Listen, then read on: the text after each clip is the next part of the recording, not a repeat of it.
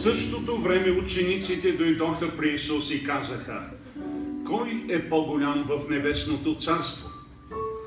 А той повика едно детенце, постави го посред тях и каза: истина ви казвам, ако не се обърнете и не станете като дечицата, няма да влезете в небесното царство. И така, който се смири като това детенце, той е по-голям в небесното царство. И който приеме едно такова детенце в мое име, мене приема. Нека всички кажем амин. Защо нашия скъп Господ и Спасител Исус Христос даде пример с детенцето? Защото едно такова детенце не върши съзнателно зло. То е чисто. И в своето състояние, то е най-близо до ангелското състояние, към което се стремим всички ние. Затова няма човек, който, когато види едно невинно детенце, да не бъде докоснат от неговата чистота.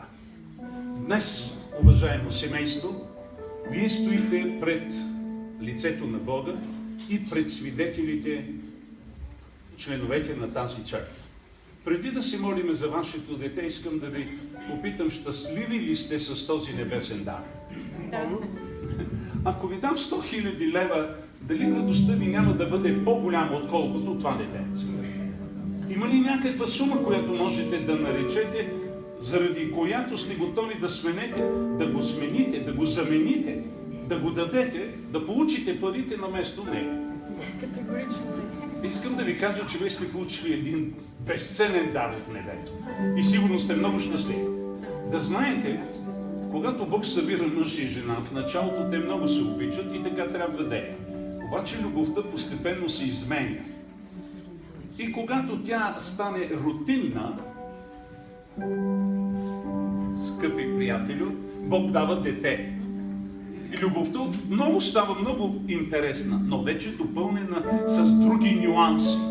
И такъв е човешкият живот, че Бог винаги допълва нещо, с което прави любовта между двама пълна. Обичайте се. Между другото, няма да намериш по-добър от него. Така е. Но и теб, да те успокоя, няма да намериш много по-добра